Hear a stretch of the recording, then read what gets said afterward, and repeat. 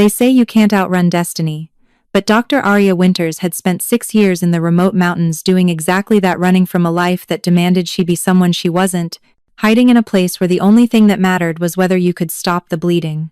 She treated loggers with severed fingers, hikers with broken ankles, and the occasional hunter who'd learned the hard way that nature always fights back.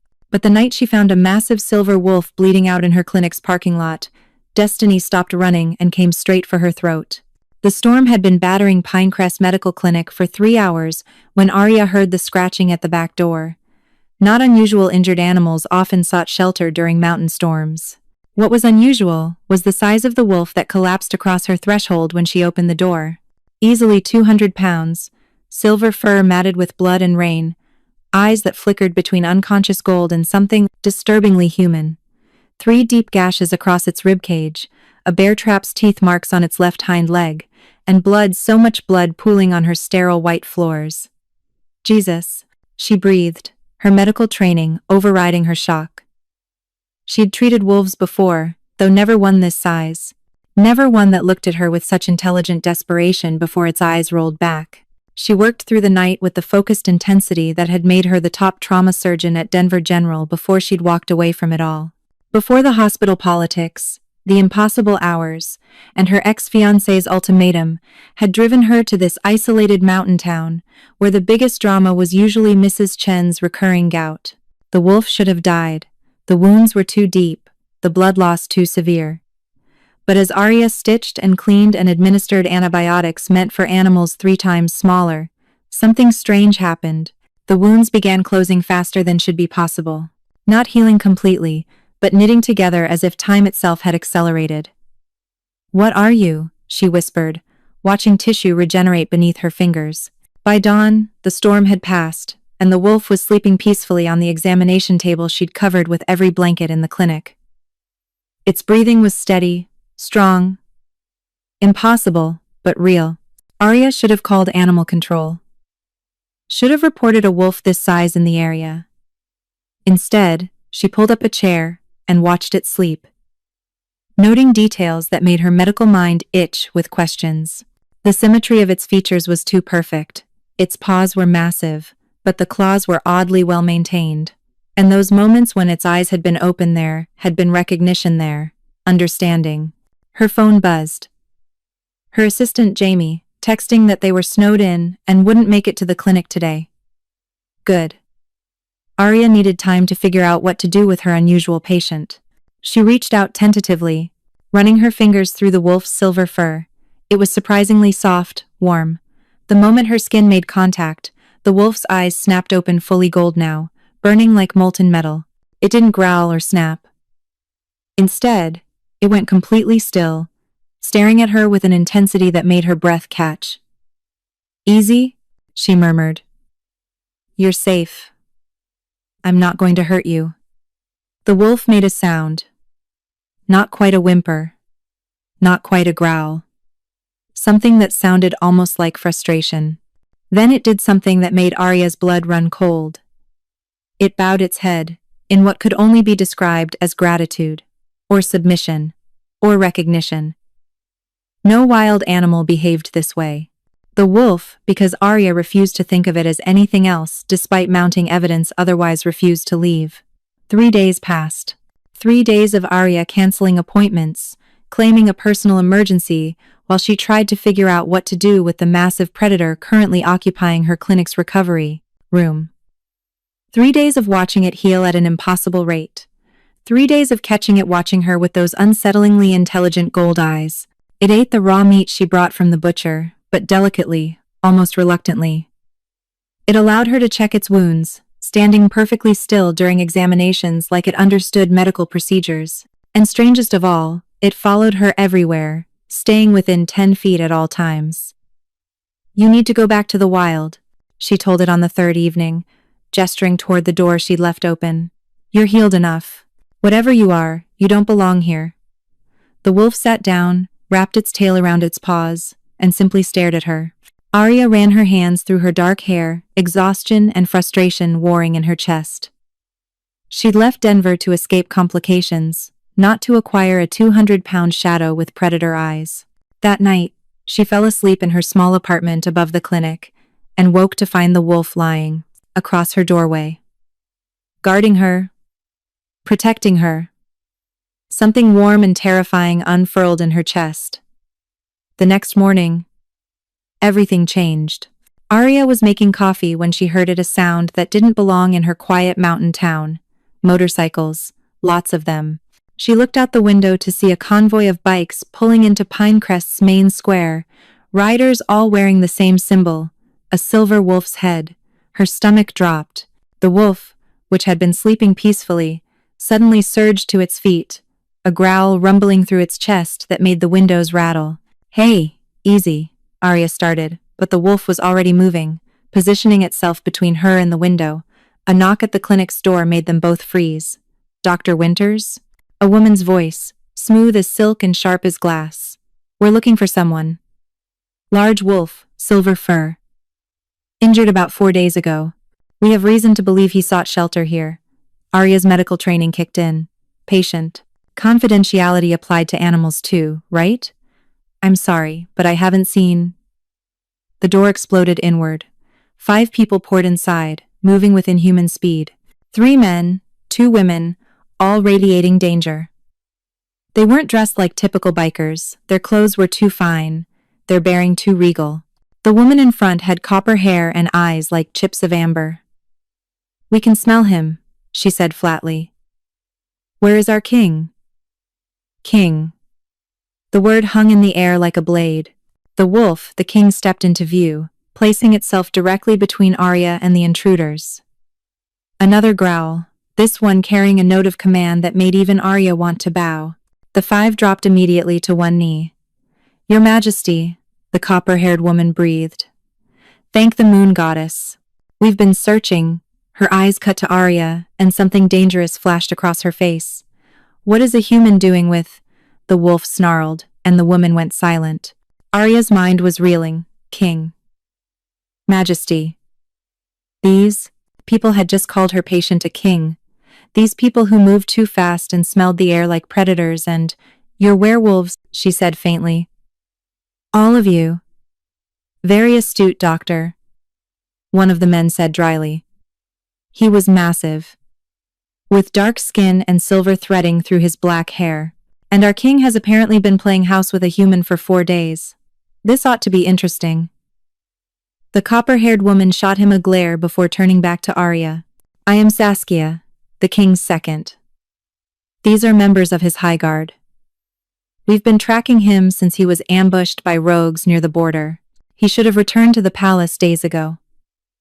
"Palace?" Arya repeated numbly. "The Moonshadow Court, 3 hours north." Saskia's tone suggested Arya was an idiot for not knowing. "Where our king rules over the largest werewolf pack in North America. Now, if you'll step aside."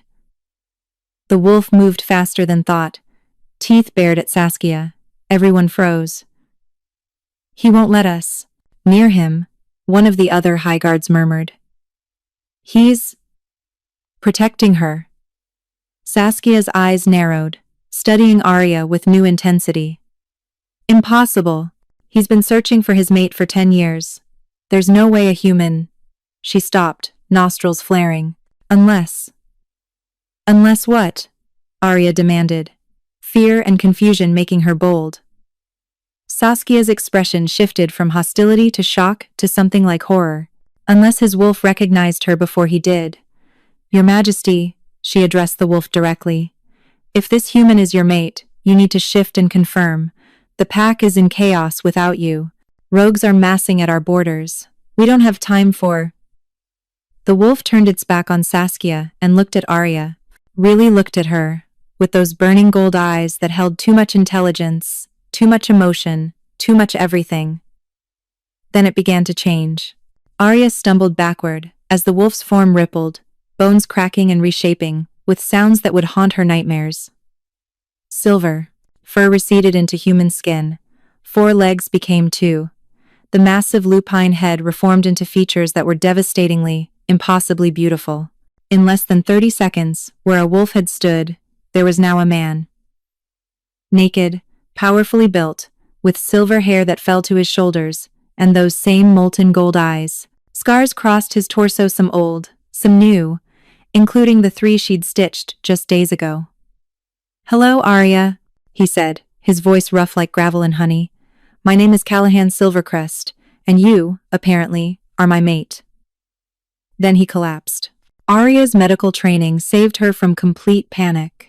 As Callahan Silvercrest, the werewolf king who'd been masquerading as her patient, crumpled to the floor, she was already moving, checking his pulse, his breathing, her hands steady even as her mind screamed.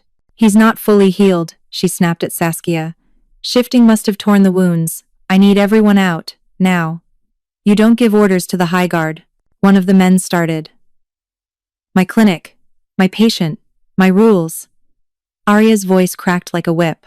"Out, or I let him bleed out on this floor while you argue protocol." Saskia raised a hand, silencing the others. "You heard her. Clear the building. Maintain perimeter. No one enters without my permission." She turned to Arya, respect grudging in her amber eyes. "You have 1 hour to stabilize him, Doctor. Then we need to move him to Moonshadow Court. We're proper healers." "Your proper healers didn't keep him alive when he was dying 4 days ago." Arya shot back, already hauling Callahan's considerable weight toward the examination table. "I did." She caught the flash of something in Saskia's expression: surprise, maybe even approval before the High Guard filed out. Alone with her patient, her mate, according to him, a concept she absolutely was not processing right now. Arya worked with practiced efficiency. The wounds had reopened, but not catastrophically. She cleaned, restitched, administered antibiotics. Her hands were steady, her mind was chaos. Werewolves, kings, mates.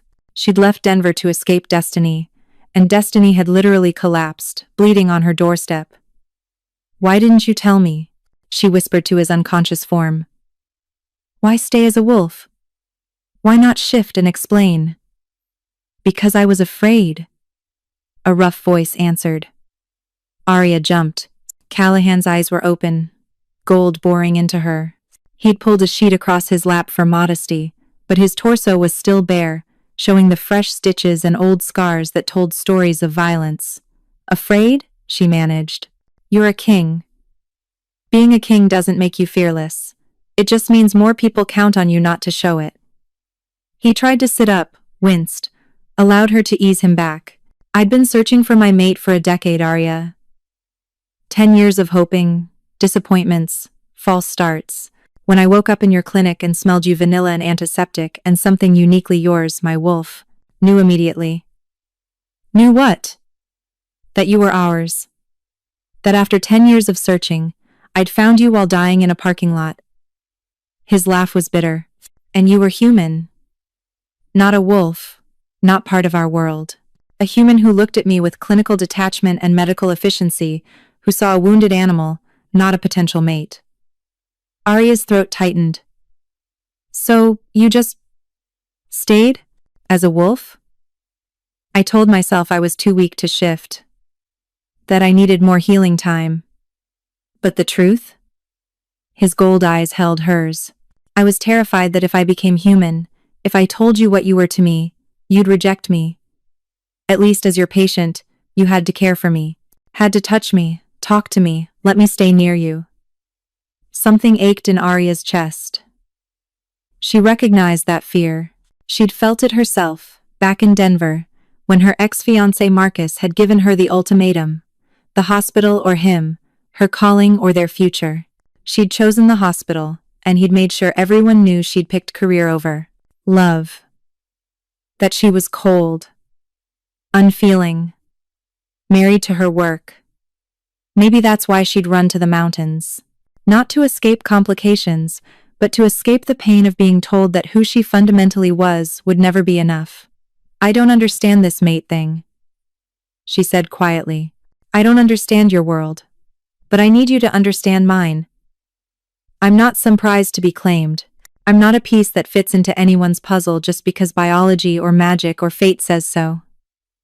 "I know." Callahan's hand moved, stopping just short of touching hers. "The mate bond doesn't erase choice, Arya. It just means our souls recognize each other. What we do with that recognition is up to us." Before she could respond, Saskia burst through the door, her expression urgent. Forgive the interruption, Your Majesty, but we have a situation. The rogues who ambushed you? They've been tracked to Pinecrest. They're in the town. And they're asking questions about a human doctor who might have treated an injured wolf. Arya's blood ran cold. Why would they care about? Because, Saskia interrupted, if they figure out you're the king's mate, before we can get you both to safety, you become leverage. They can't kill Callahan, he's too powerful. But you? Her amber eyes were sympathetic. You're human, fragile, the perfect hostage. Callahan tried to stand, swayed dangerously. How many? At least a dozen. Maybe more. Saskia's jaw tightened. You're in no condition to fight, Your Majesty. We need to evacuate. Now. I'm not leaving my clinic, Arya protested. This town, these people, they're my responsibility. And you're mine? Callahan growled, the command in his voice making her spine straighten involuntarily. Then, softer. Please, Arya. I just found you. I can't. His voice broke. I can't lose you before I even have a chance. The sound of breaking glass came from downstairs, then screams from the street outside. Too late, Saskia said grimly. Silver claws, extending from her fingertips. They're here. The rogues came through the windows like a pack of nightmares given flesh. Arya had exactly 3 seconds to process what she was seeing before Saskia shoved her behind the examination table and shifted mid-leap, her human form exploding into a copper-furred wolf that met the first attacker in mid-air. The clinic erupted into chaos. Snarls and screams, the crash of equipment, the smell of blood, both human and wolf. Through it all, Callahan tried desperately to shift, his body rippling but failing, too weak from blood loss and the recent transformation. Damn it! He grabbed a surgical tray, wielding the metal like a weapon as another rogue crashed through the door. Arya, run. But Arya had spent 6 years in Denver General's trauma center. She'd worked gang shootings, multi-car pileups, mass casualty events. Panic was a luxury she'd trained herself out of. She grabbed the largest scalpel from her instrument table and pressed herself into the corner, analyzing exits, counting attackers, looking for patterns. 5 rogues inside, 3 more circling outside based on the shadows. The High Guard was fighting, but they were outnumbered. And Callahan, powerful or not, was barely standing. A rogue broke through Saskia's defense, a massive gray wolf with scars crisscrossing its muzzle and eyes that held too much intelligence for a mindless beast. It stalked toward Arya, ignoring the chaos around them, focused entirely on her. The human, it growled, its voice distorted but understandable. The king's mate. Perfect. Callahan roared, throwing himself between them despite his wounds. Blood immediately soaked through his bandages. Touch her and I'll tear you apart with my bare hands. The scarred wolf laughed a terrible, chilling sound. You're barely standing, Your Majesty. How exactly do you plan to? Arya didn't let it finish. She'd spent 6 years studying anatomy, learning exactly where to cut to, save lives. She knew just as precisely where to cut to end them. The scalpel slid between the rogue's ribs like butter, finding the precise spot where canine and human anatomy overlapped. Not deep enough to kill, but deep enough to hurt. To surprise, to give them seconds. Run! She screamed at Callahan. But Callahan didn't run. Instead, something changed in his eyes. The gold ignited to white-hot flame. When he spoke, his voice carried power that made the very air vibrate. I am Callahan Silvercrest, Alpha King of Moonshadow Court, son of the Silver Moon Line, heir to the ancient pact. The words felt ritualistic, primal. And you have threatened my mate. Power exploded from him like a shockwave. Every wolf in the room, rogue and High Guard alike, was driven to their knees by the sheer force of his alpha command. Even Saskia whimpered, fighting the compulsion to submit. Only Arya remained standing, untouched by the supernatural force, watching in awe as Callahan finally, fully shifted. This wasn't the wolf she'd treated in her clinic. That had been impressive. This was godlike, easily the size of a small horse, silver fur that seemed to glow with its own light, eyes like twin suns. This was what a wolf king looked like when he stopped holding back. The fight lasted less than a minute. Callahan tore through the rogues with surgical precision, not killing, but incapacitating, leaving them broken and whimpering on her clinic floor. When the last one fell, he turned to Arya, his massive wolf form trembling with exhaustion and rage and something else. She should have been terrified. She'd just watched a man become a monster and destroy a dozen attackers. Instead, she walked forward and placed her hand on his silver muzzle. "You're bleeding again," she said calmly. "And you probably ripped half your stitches. Sit down before you pass out." The Wolf King blinked at her. Then, incredibly, Saskia shifted back to human form, staring at Arya with naked shock. "You just ordered the Alpha King to sit." "And he did. He's my patient," Arya said firmly, already examining Callahan's wounds. "And patients follow doctor's orders." One of the other high guards, the big man with silver-streaked hair, laughed loud enough to shake the walls. "Oh, I like her. Your Majesty, you've found yourself a mate with teeth." Callahan shifted back to human, Saskia quickly throwing him a blanket for modesty. His face was pale, his breathing labored, but his eyes were warm as they found Arya's. "I'm sorry you had to see that," he said quietly. "Sorry you had to defend yourself. Sorry." "Stop apologizing for being what you are," Arya interrupted. She was cleaning the reopened wounds with hands that only trembled slightly. "You protected me. You all did. That matters more than the how."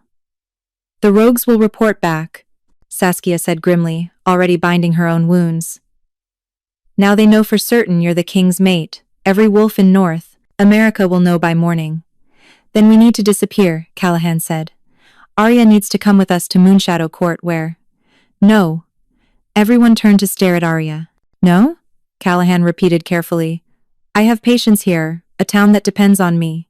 I'm not abandoning them because some rogues decided I'm leverage." She met his gold eyes steadily. "I understand this mate thing puts a target on my back. But running won't change that. If anything, it confirms I'm valuable enough to chase." "She's right," the silver-haired highguard said thoughtfully. "Running makes her look weak. Staying makes her look protected, untouchable." Saskia's eyes narrowed. "You're suggesting we bring the full weight of the Moonshadow Court here? To defend one human town?" "I'm suggesting," Arya said before anyone else could speak, "that you teach me to defend myself. I stabbed one of them tonight with a scalpel. Imagine what I could do with actual training." Callahan looked at her for a long moment. Then, despite his exhaustion and pain, he smiled. Truly smiled for the first time since she'd met him. "You're not at all what I expected in a mate," he said. "Good," Arya replied. "I'm not particularly interested in meeting expectations. Now sit still while I restitch these wounds." Again. Outside, dawn was breaking over Pinecrest, painting the mountain town in shades of gold and silver. In the clinic, surrounded by broken glass and blood and the aftermath of violence, a human doctor stitched up a werewolf king while his pack watched in amazement. The mate bond Callahan had feared she'd reject thrummed between them, warm and right and terrifying. But Arya Winters had never been one to back down from terrifying. She'd figure this out, one stitch at a time. Moonshadow Court arrived in Pinecrest, like a tidal wave of supernatural power, barely contained in civilized clothing. 20 more highguards, 3 senior advisors, and a woman Saskia introduced with barely concealed distaste as Celestine Ravenna, the court's high seer and His Majesty's former betrothed. Arya was cleaning blood off her clinic floor when Celestine swept in, all willowy grace and midnight hair, her silver eyes assessing Arya like one might evaluate a particularly disappointing piece of furniture. "This is the human?" Celestine's voice was beautiful, melodic. It made Arya want to punch her. "Callahan, surely you're mistaken. The prophecies said your mate would be..."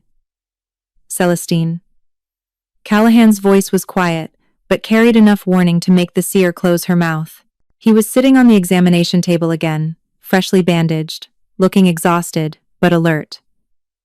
Arya saved my life. She's defended herself against rogues. She's refused to run. Perhaps your prophecies need updating. Celestine's smile was sharp as glass. Or perhaps the mate bond has been misread.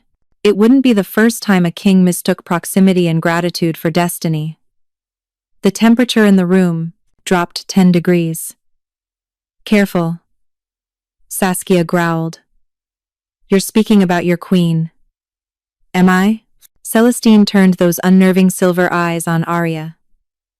Has she accepted the bond, been marked, gone through the mating ceremony? Or is she simply a human doctor who happened to be convenient? Arya set down her mop carefully, acutely aware of every supernatural being in the room watching her. This felt like a test. Maybe even a trap. I'm a human doctor, she said calmly, who happened to save your king's life when he was bleeding out in a parking lot. Whether I'm convenient or destined, or just catastrophically unlucky, remains to be seen. But I'm not going anywhere just because some prophecy says I don't fit. Silence. Then Callahan laughed. Actually laughed, the sound filling the clinic with warmth. I knew I liked you, he said.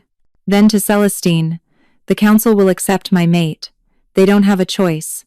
The bond is real whether you approve or not. The council may have something to say about a human queen. One of the advisors interjected nervously. He was older, with gray threading through his dark hair and spectacles perched on his nose. There are concerns about bloodlines, about her ability to bear heirs, about whether I'm strong enough, Arya interrupted. Durable enough? Useful enough? She'd heard these arguments before, in different words. Marcus had made them when he demanded she quit surgery. I've survived medical school, residency, and 6 years of trauma surgery. I stabbed a rogue werewolf with a scalpel last night. I think I can handle your council's concerns, the advisor blinked. Yes. Of course, Dr. Winters. I didn't mean to imply. Yes, you did. Arya wasn't angry, just tired. And that's fine. You don't know me. But you will, because I'm not going to fail just to make your prophecies feel better about themselves. Celestine's expression shifted, something like respect flickering across her face. Perhaps, there's more to you than I thought. But prophecy aside, you need to understand what you're walking into. The Moonshadow Court is not simply a pack, Dr. Winters. It's a political entity with alliances, enemies, and centuries of tradition. As the king's mate, you'll be expected to navigate politics, maintain alliances, represent his interests, and probably look decorative at formal functions, Arya finished. I worked in hospital administration. I know how hierarchies and power structures work. Hospital administration, Celestine repeated, her tone suggesting Arya had just compared a nuclear reactor to a campfire. Where I regularly negotiated with insurance companies who'd rather let patients die than pay for treatment, surgeons with god complexes, and board members more concerned with profit margins than mortality rates. Arya met the seer's silver eyes steadily. I imagine your counsel will be a refreshing change. At least you admit your predators.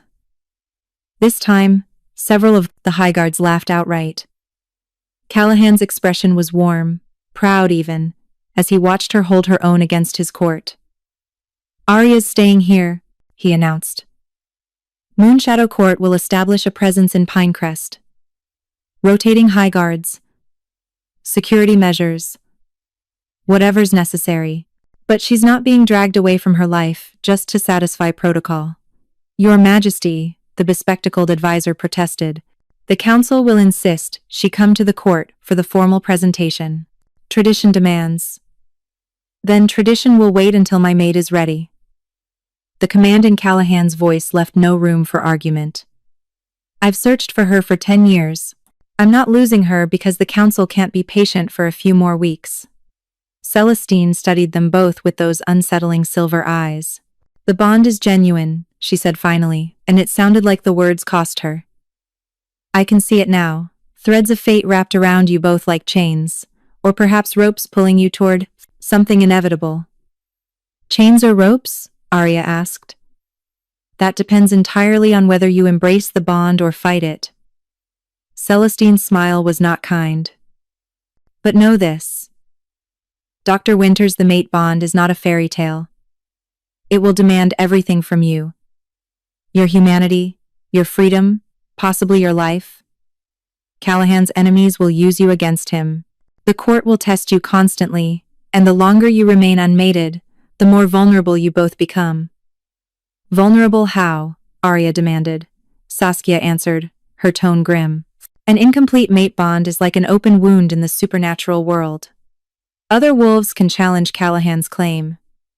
You can be marked by another alpha if you're not protected by the king's bite. And worst of all, the bond itself will degrade, becoming painful, destructive, potentially fatal to both parties. The clinical part of Arya's mind categorized this as important medical information. The rest of her was too busy panicking. How long do we have? She asked, quietly. Before the bond becomes dangerous?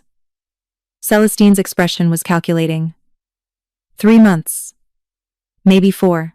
After that, the deterioration accelerates. 3 months to decide if she wanted to permanently bind herself to a werewolf king. To leave behind humanity for a world of magic and violence and politics. 3 months to choose between the life she'd built and a destiny she'd never asked for.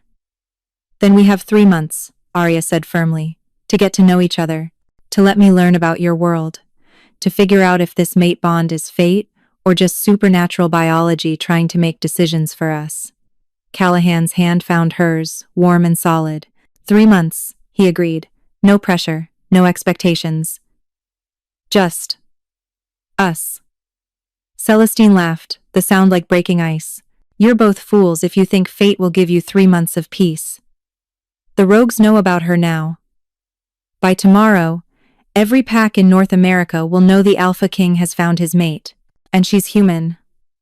Let them know, Callahan said, his gold eyes blazing. Let them try to take her. I've spent 10 years searching. I'll spend the next 100 protecting her, if that's what it takes. Outside, more motorcycles roared into Pinecrest, the High Guard establishing their presence, claiming the town as under the court's protection. Arya looked at her clinic, her sanctuary, her escape, her carefully built life, and watched it transform into something else entirely. A battleground, a political chess piece, a symbol of whatever this mate bond meant, but also, still hers. I need to check on my patients, she said, pulling her hand from Callahan's. Not rejection, just space. People in town will be terrified after last night. I need to make sure they're okay.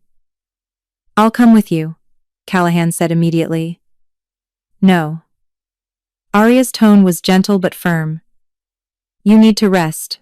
Your wounds need time to heal without you tearing them open, fighting or shifting or doing whatever supernatural thing you're about to do next. Stay here. Let your people guard you. I'll be fine. Arya. I've walked these streets for 6 years without supernatural protection. I think I can manage one more afternoon. She grabbed her medical bag, then paused. Besides, if I'm going to be your mate, if I'm going to stand beside you in front of this council, I need them to see. I'm not just some fragile human who needs constant protection. I need them to see I can take care of myself. Callahan looked like he wanted to argue. But something in her expression must have convinced him, because he nodded slowly. Take 2 high guards, non-negotiable, and keep your phone on. Deal. As Arya headed for the door, Celestine's voice stopped her. Dr. Winters? One more thing. The seer's silver eyes gleamed with something that might have been warning or might have been curiosity. I've seen fragments of your future. Fire and blood. Choices that will break kingdoms. You're going to change everything, whether you mean to or not. Cryptic prophecies are not helpful, Arya said dryly. No. Celestine agreed. But they're honest. The question is, will you be ready when the fire comes? Arya thought about the scalpel she'd driven into a rogue's ribs. About standing her ground when every instinct screamed to run. About choosing the mountains over Marcus's ultimatum. I guess we'll find out, she said, and walked out into the morning sun, with two werewolf guards flanking her like shadows. Behind her, in the clinic that had become ground zero for her new impossible life, a werewolf king watched her go with eyes that held 10 years of longing and 3 months of hope. The countdown had begun. Pinecrest reacted to the supernatural occupation about, as well as Arya expected. Poorly.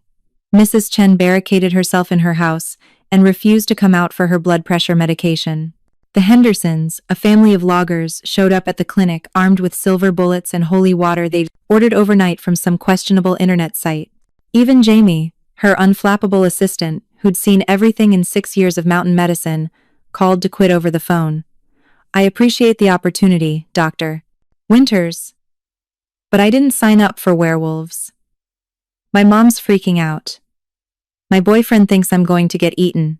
I can't.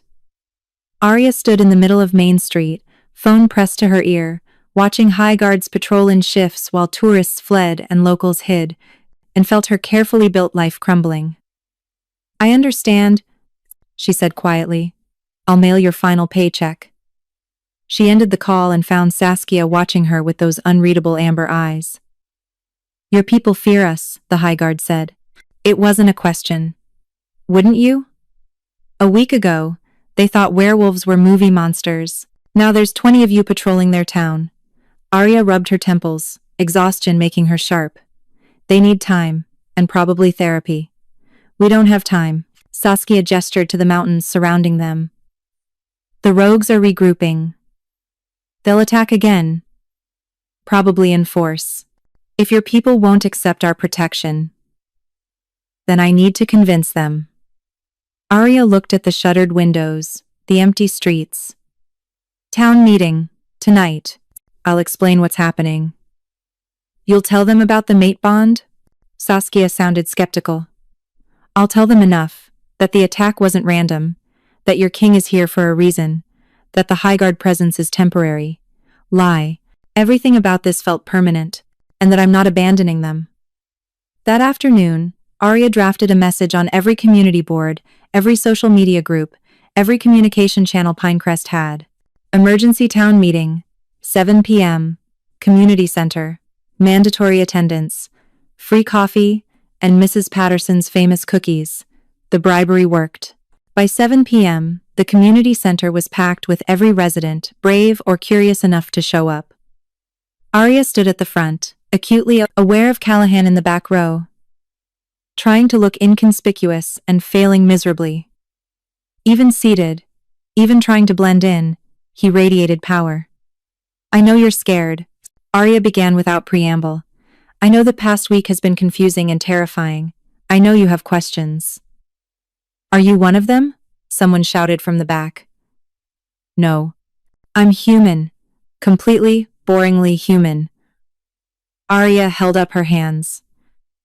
But I did save the life of someone very important to their world. And that's made me valuable. A target. So they're here to protect you? Mrs. Chen demanded, clutching her purse like a weapon. We're in danger because of you? The accusation hit harder than it should have. Arya forced herself to stay calm. Yes, she admitted. I'm sorry. I never meant for this to affect anyone else. But the alternative me leaving, the Highguard abandoning Pinecrest, means you'd all be vulnerable to the rogues who attacked. The ones who don't follow rules or care about human life. And these ones do? A logger gestured at the Highguards lining the walls. Care about human life? Before Arya could answer, Callahan stood. The entire room went silent. My name is Callahan Silvercrest, he said, his voice carrying, despite not being raised. I'm the Alpha King of Moonshadow Court, the largest werewolf pack in North America, and I'm here because Dr. Winters saved my life when I was dying. He moved forward, every eye tracking him. Arya saw fear in some faces, curiosity in others, calculation in a few. I understand your fear. My kind has remained hidden for centuries. You've built your lives believing we were myths. That safety was guaranteed as long as you stayed ignorant. He stopped beside Arya, his presence overwhelming. That illusion is gone now. I'm sorry for that. but I won't apologize for protecting what's mine. The possessive declaration sent murmurs through the crowd. She's not property, someone muttered. No, Callahan agreed, surprising everyone. She's not. She's my mate. Think of it as the supernatural equivalent of a soulmate, and I'd die before I let anyone harm her. But that protection extends to this town, to all of you, because she cares about you, I care about you. Your safety is my priority, not because I'm generous, but because it matters to her. The logic was manipulative and romantic in equal measure. Arya wanted to argue but couldn't fault the strategy. An older man stood, his weathered face thoughtful. How long? Excuse me? Callahan asked. How long will you be here? How long does this protection last? Callahan's jaw tightened. He looked at Arya. Something vulnerable in his gold eyes. That depends on Dr. Winters. If she accepts the mate bond permanently, my protection of this town becomes eternal. If she doesn't. He didn't finish, but the implication was clear. The crowd's attention shifted to Arya. She felt their judgment, their fear, their hope, all pressing down like physical weight. I don't know, she said honestly. This world, your world is new to me. I'm still figuring out what it means, what I want. But I promise you this, I'm not going anywhere. Pinecrest is my home, these are my people. Whatever I decide about the mate bond won't change that. Mrs. Chen stood, her expression softening slightly. You've been good to us, Dr. Winters. When my husband was dying, you sat with me for 6 hours. When the Peterson boy broke his leg skiing, you drove through a blizzard to set it. We trust you. Others nodded. Small gestures of support that made Arya's throat tight. Then trust me now, she said. Trust that I'm trying to keep you safe. Trust that these wolves, she gestured at the high guard, are here to help, not harm. And trust that if I tell you to run, to hide, to fight, I'm doing it to protect you. The meeting didn't end with cheers or acceptance. But it ended with cautious agreement. Pinecrest wouldn't fight the High Guard presence. In exchange, the wolves would minimize their visibility, respect human boundaries, and stay the hell out of Mrs. Chen's garden. Small victories. As the crowd dispersed, Arya found herself alone with Callahan under the community center's dim lights. You didn't tell them about the 3-month deadline, he observed. Would it have helped? Made them less afraid to know that if I don't accept the bond, you'll both deteriorate and the protection might vanish? She shook her head. They have enough to worry about. What about you? He moved closer, not touching but near enough that she felt his warmth. What do you have to worry about? Everything, she admitted. I worry about losing myself in your world. About becoming someone I'm not just to fit. About failing you, your court, these people. About making the wrong choice and regretting it forever. And if there is no wrong choice? Callahan asked softly. What if every path leads somewhere worth going? Spoken like someone who's never made a catastrophic mistake. I've made plenty. His smile was sad.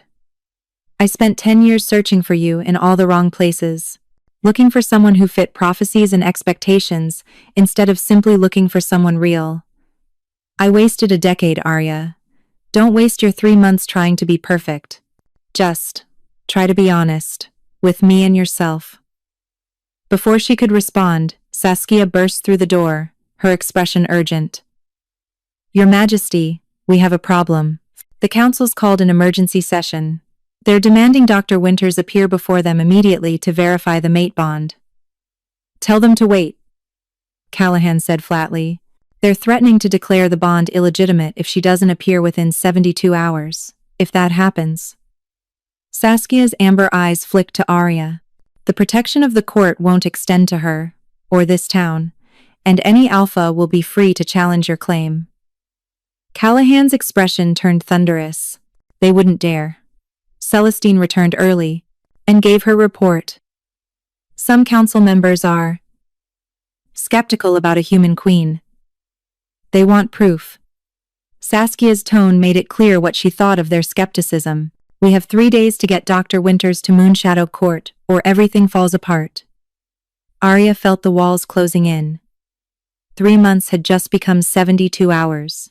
Then we go, she said before Callahan could argue. If the only way to buy time is to face your counsel, that's what we do. Arya, you don't have to.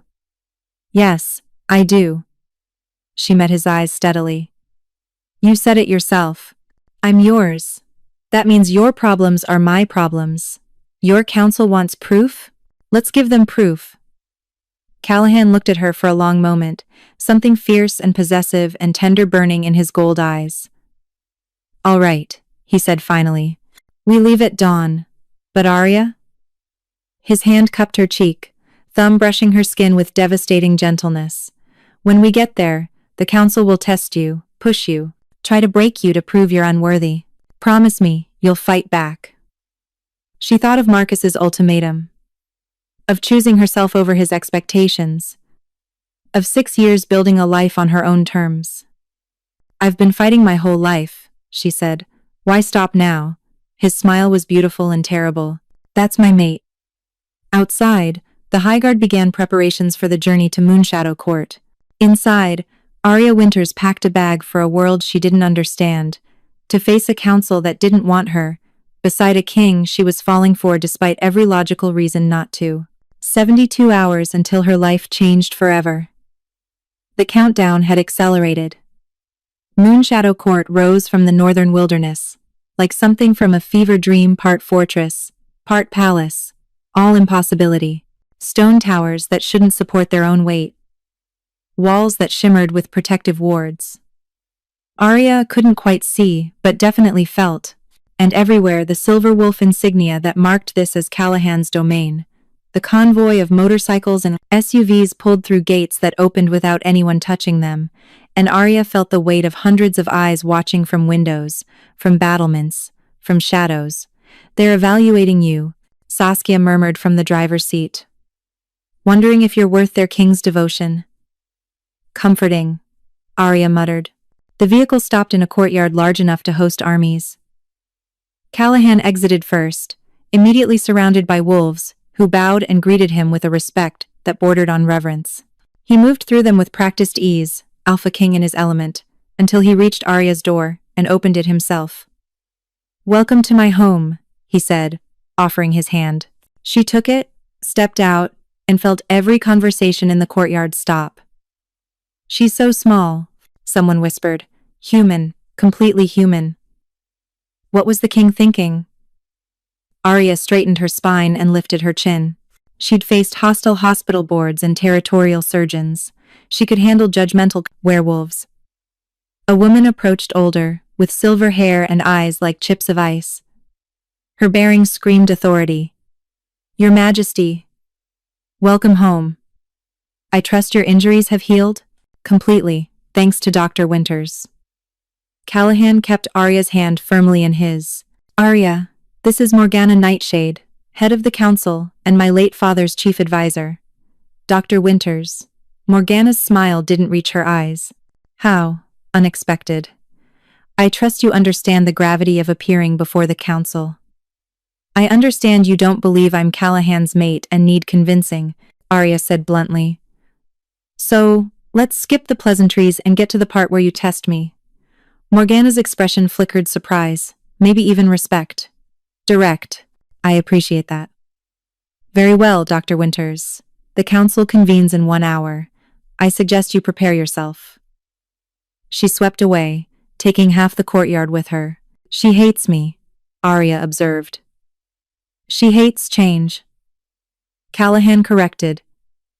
And you represent the biggest change this court has seen in centuries. Come on, I'll show you to your rooms. Rooms, plural? You're an unmated female in a court full of dominant wolves. Protocol demands separate quarters until the bond is formalized. His jaw tightened. I don't like it, but I won't disrespect you by ignoring your autonomy. The rooms he showed her to were stunning, all stone and silver, with windows overlooking forests that stretched to the horizon. A massive bed, a bathroom with a tub large enough to swim in, and a walk-in closet already filled with clothes in exactly her size. How? She started. Celestine. She has a gift for knowing what people need before they do. Callahan lingered in the doorway like he wanted to come in, but wouldn't without invitation. The council meeting will be formal. Interrogatory. They'll ask invasive questions about the mate bond, about your intentions, about your worthiness. And if I fail their test? His expression darkened. You won't fail. But if they try to reject you, I'll burn this court to the ground before I let them take you from me. The declaration should have been frightening. Instead, it made something warm unfurl in Arya's chest. Don't burn anything yet, she said. Let me face them first. I've dealt with worse than territorial werewolves. Have you? He moved closer, his presence overwhelming the space between them. Because from where I'm standing, you're about to walk into a room full of predators who'll do everything they can to prove you don't belong. And you're doing it alone without protection because I can't defend you in there without making you look weak. Then I'll defend myself. She met his gold eyes steadily. I didn't come here to hide behind you, Callahan. I came here to prove I can stand beside you. He looked at her like she'd just solved every problem he'd ever had. How are you real? Before she could answer, he closed the distance and kissed her. It wasn't gentle. It was desperate and hungry and terrifying in its intensity. The mate bond flared between them, electric and overwhelming, and for a moment Arya forgot how to breathe, forgot how to think, forgot everything except the feeling of his mouth on hers, and his hands in her hair, and the absolute rightness of it. When they finally broke apart, both breathing hard, Callahan pressed his forehead to hers. 3 months, he said roughly. You asked for 3 months, and I'll give them to you. But Arya? I already know my answer. I've known since I woke up in your clinic and you looked at me like I was just another patient who needed saving. You're it for me, the only one. Whether you accept the bond or not, that won't change. Then he was gone, leaving her alone in rooms that were beautiful and foreign and nothing like the small apartment above her clinic, leaving her with 1 hour to prepare for a council that wanted her to fail. Arya looked at herself in the mirror, dark hair tangled from Callahan's hands, lips swollen from his kiss, eyes wide with fear and determination in equal measure. You've got this, she told her reflection. You're a trauma surgeon. You've held beating hearts in your hands. You can handle one interrogation from some werewolf bureaucrats. The pep talk would have been more effective if her hands weren't shaking. Exactly 1 hour later, Saskia arrived to escort her to the council chambers. One piece of advice, the Highguard said as they walked through corridors lined with portraits of past kings. Don't show fear. The council respects strength above all else. Any weakness, any hesitation, they'll exploit it. Noted. The council chamber was circular, with 12 seats arranged in a semicircle around a central platform. 11 seats were occupied. The 12th directly opposite the others stood empty. Callahan's seat. He stood beside it, gold eyes tracking Arya as she was led to the center platform. Alone, exposed, judged by 12 pairs of supernatural eyes. Morgana Nightshade stood. Dr. Arya Winters. You stand before the Council of Moonshadow Court accused of claiming false mate bond status with our king. How do you plead? Accused? Arya's voice echoed in the chamber. I haven't claimed anything. Your king claimed me. Murmurs rippled through the council. Regardless, Morgana continued, the burden of proof falls to you. Convince us that you are truly Callahan Silvercrest's mate, or face rejection from this court and loss of all protection such status provides. How, exactly, am I supposed to prove a supernatural bond I barely understand? Arya demanded. A thin man with wire-rimmed glasses spoke up.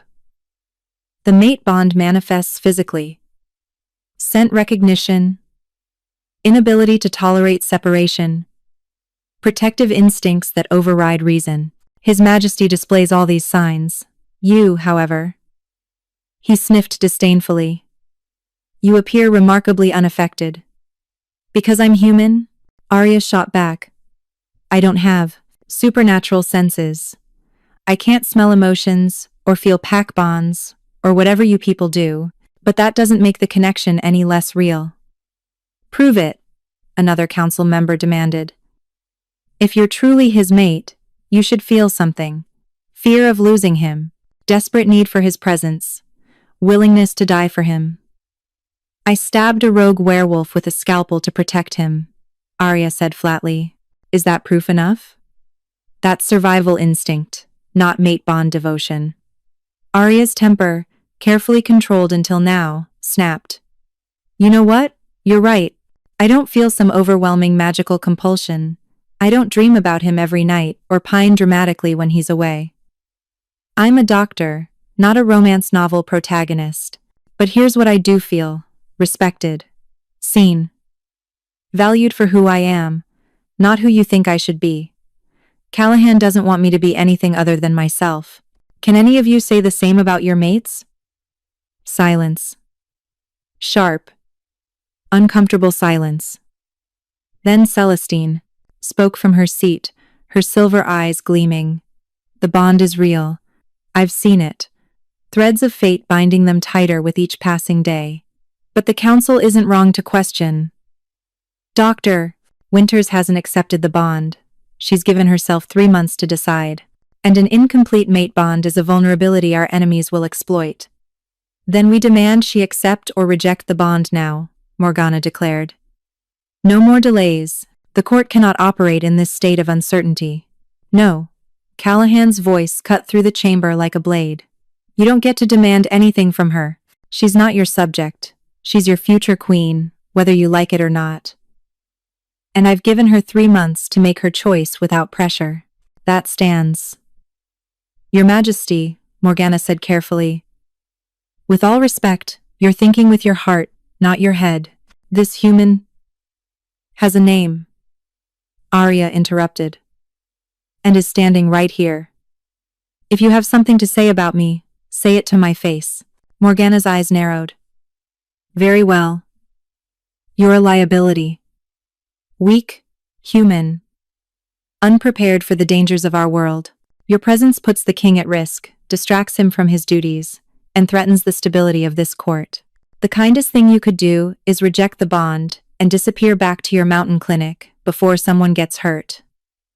The words landed like physical blows. Every fear Arya had been suppressing crystallized in that moment. She wasn't enough. Wasn't strong enough. Supernatural enough. Worthy enough. The same voice that had whispered in her head when Marcus delivered his ultimatum, when she'd chosen her career and watched him walk away, when she'd convinced herself that being alone was better than being inadequate. But then she looked at Callahan, saw the absolute faith in his gold eyes, the certainty that she could handle this, and something in her broke, or maybe healed. Hard to tell the difference.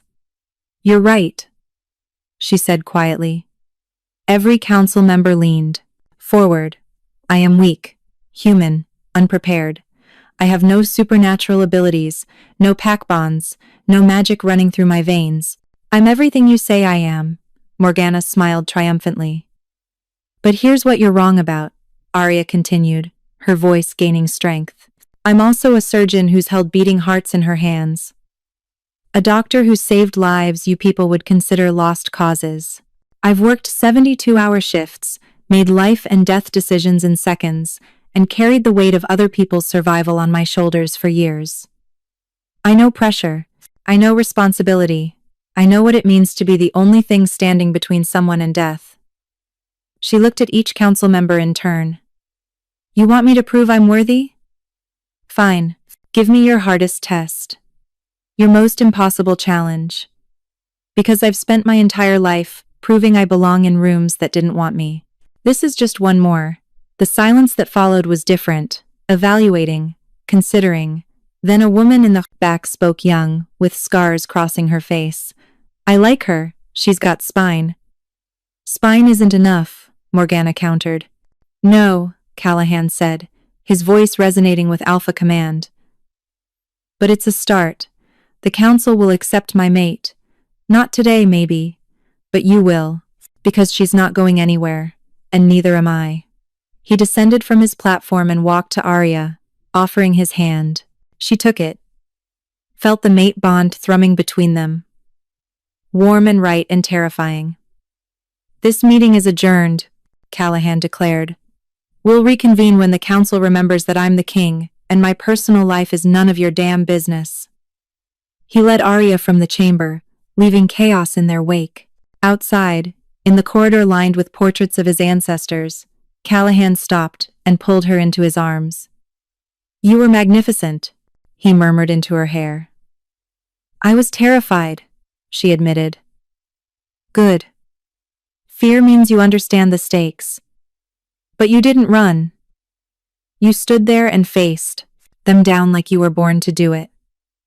He pulled back to look at her. "Arya, you don't have to prove anything to me. You already have. The question is, what do you need to prove to yourself?" She thought about that. About Marcus and Denver, and 6 years of hiding in the mountains. About choosing herself over expectations. About maybe, finally, choosing herself and someone else. "I need time," she said, "like you promised. 3 months to figure out if this bond is real, or just fate trying to make decisions for us. 3 months to learn your world without drowning in it. 3 months to see if I can be your mate without losing myself. Then you'll have it," he promised. "No more council demands. No more pressure. Just us." But even as he said it, Arya saw Celestine watching from the shadows, her silver eyes knowing. 3 months felt like both forever, and nowhere near enough time. The attack came 3 weeks later, in the dead of night. When Arya had finally started to believe maybe, just maybe, she could belong here. She'd spent those weeks learning the court's rhythms, training with Saskia in basic self-defense, sitting in on pack meetings she barely understood, and spending stolen hours with Callahan that felt like the beginning of something real. Not just the mate bond pulling them together, but genuine connection. Shared laughter, comfortable silences, the terrifying vulnerability of letting someone see you completely. She was dreaming of mountain snow and silver wolves when the explosion shattered her windows. Arya hit the floor on instinct, glass raining around her, her medical training automatically cataloging injuries, minor cuts, possible concussion if she'd hit her head, ringing in her ears that suggested temporary hearing damage. The door burst open. Saskia, in half-shifted form, all claws and fury. Rogues, 50, maybe more, they breached the outer defenses. "We need to move you to the safe room now." Callahan is already fighting. "Come on." They ran through corridors filled with screaming and smoke and the sounds of combat. Arya caught glimpses of the battle wolves tearing into each other, blood painting stone walls, highguards fighting with lethal precision. Then she saw him, Callahan in full wolf form, massive and terrible, fighting 3 rogues simultaneously. He was magnificent and monstrous in equal measure, all raw power and alpha dominance. And he was losing, not in skill, but in numbers. For every rogue he defeated, 2 more took its place. They were coordinated, strategic, focusing their attacks on the king while avoiding his high guard. "They're trying to separate him," Arya realized. "Draw him away from protection." "Standard rogue tactics," Saskia confirmed, pulling her toward the safe room's reinforced door. "But the king can handle," Callahan went down. A massive gray rogue, a different one, but equally scarred, had his jaws locked around Callahan's throat. Not biting down, yet, but the threat was clear. Every highguard froze. "Stand down," the rogue growled, his voice carrying supernatural command. "Or, I kill your king." The fighting stopped. 50 rogues surrounded 20 highguards in a courtyard painted with blood and silver moonlight. A perfect checkmate. "What do you want?" Morgana demanded, appearing from a doorway with council members flanking her. "What we've always wanted. Freedom. The old ways restored. And the human who dared claim mate bond status with our king." The rogue's eyes found Arya. "Give us the girl, and we'll leave. Keep her, and we'll tear this court apart, starting with his throat." Arya felt every eye turn to her, saw the calculation in Morgana's expression. the desperation in the High Guard's faces. The impossible choice laid bare, her life for the courts, for Callahan's.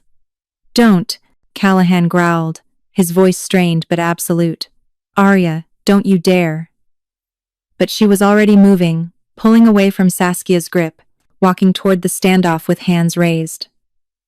I'll go, she said clearly. Let him live, and I'll come willingly. No, Callahan surged against the rogue's hold, but teeth bit down, drawing blood. He went still, gold eyes blazing with fury and terror. Smart girl, the rogue said. Walk forward slowly. No tricks, no. Arya lunged for a fallen Highguard's weapon, not a gun, but something like a taser modified for supernatural biology. She'd watched Saskia use them in training. Watched how they overloaded a werewolf's nervous system for exactly 3 seconds. 3 seconds. She fired point blank at the rogue. It convulsed, jaws releasing Callahan, who immediately tore free, and everything happened at once. Callahan shifted mid-leap, his massive wolf form becoming something else, something that belonged in nightmares and ancient myths. Larger, more powerful, wreathed in silver fire that burned without heat. His true alpha form. The first time Arya had seen it unleashed, without restraint. He tore through rogues like they were paper, each strike precise and devastating. The Highguard rallied around him, turning defense into offense. Within minutes, the 50 rogues were either dead, fleeing, or begging for mercy. But Arya didn't see most of it. Because the rogue, in its death throes, had lashed out.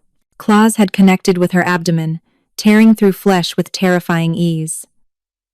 She looked down to see blood, so much blood pouring from wounds that no amount of pressure would stop. Oh, she said faintly.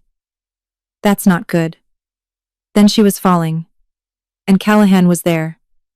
Shifted back to human form, catching her before she hit the ground. No, no, no, he chanted, his hands frantically trying to stop the bleeding. Arya, stay with me. Medic. I need a medic now. Funny, she murmured, shock making her thoughts fuzzy. I'm usually the one saying that.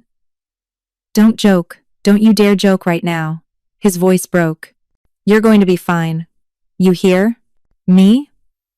You're going to be fine because I just found you and I'm not losing you. I won't, I can't. Callahan. She reached up with blood-slicked hands to touch his face. Listen to me. The wounds are too deep. I know anatomy. I know what's been hit, even with your healers. No. Tears tracked through the blood on his face. There has to be something. There has to be... The mate bond. Celestine's voice cut through the chaos. She appeared beside them, silver eyes blazing with urgency. A full mating can transfer supernatural healing. If you mark her now, if she accepts the bond completely, your alpha blood might save her. She hasn't decided, Callahan said desperately. She needs 3 months, I promised. She has 3 minutes, Celestine interrupted brutally. Mark her now or lose her forever. Those are your options. Arya felt consciousness slipping, felt her surgeon's mind cataloging the stages of blood loss with detached precision. Stage 3, hemorrhagic shock. Maybe 4 minutes, not hours. Do it, she whispered. Arya. Do it. I accept. The bond, the bite, all of it. I choose you. I've been choosing you since you collapsed in my parking lot. I was just too scared to admit it. She smiled despite the pain. Guess I'm out of time for fear. Callahan looked at her with so much love and anguish, it hurt worse than the wounds. Are you sure? He asked. Once I mark you, there's no going back. You'll be bound to me, to this world, forever. No more human life, no more... I'm sure. And she was. Dying had a way of clarifying things. I love you. I don't need 3 months to know that. I needed 3 minutes of possibly losing you to understand I'd rather have 1 day as your mate than a lifetime of what-ifs. He kissed her then, gentle, despite the urgency, tasting like salt and blood and promises. Then he bit down. His teeth sank into the junction of her neck and shoulder, the traditional mating mark. Not deep enough to kill, but enough to break skin, to mix their blood, to activate the supernatural bond that had been waiting for this moment. Fire exploded through Arya's veins. Not painful, but intense. Overwhelming. She felt Callahan's alpha power pouring into her, his wolf recognizing hers, except she didn't have a wolf. She had nothing but humanity and determination. And oh God, it was too much. It was burning her from inside out, remaking every cell, every molecule, every something shifted. Deep in her DNA, in places science hadn't mapped and magic didn't reach, something ancient woke up. Not wolf, but not purely human either. Something in between. Something new. Her wounds began to close. Not with supernatural speed, but faster than human normal. Faster than should be possible. It's working, Celestine breathed. The bond is taking. She's surviving the transformation. Arya gasped as the fire receded, leaving behind something that thrummed with power. She could feel Callahan now, really feel him. His emotions, his presence, his absolute certainty that she was his and he was hers. The mate bond, complete and unbreakable. Welcome back, Callahan murmured against her hair, holding her like she might disappear. Welcome to what? Her voice was rough. What am I now? Something unprecedented, Celestine said, kneeling beside them. A human who accepted an alpha's mate mark and survived. You're not wolf, you'll never shift, never have our strength, but you're not fully human anymore either. You're bonded, connected to the alpha through ties that will last your lifetime. His power will protect you, his pack will recognize you as queen. And you'll heal faster, live longer, sense things humans can't. So I'm a hybrid? You're unique, Callahan corrected. You're mine, and you're alive, which is all that matters. Around them, the courtyard was silent. Highguards and council members alike stared at Arya, with expressions ranging from awe, to terror, to respect. Morgana approached slowly, her icy demeanor fractured. You sacrificed yourself for the king, faced certain death to save him. She actually knelt before Arya. I was wrong about you, Dr. Winters.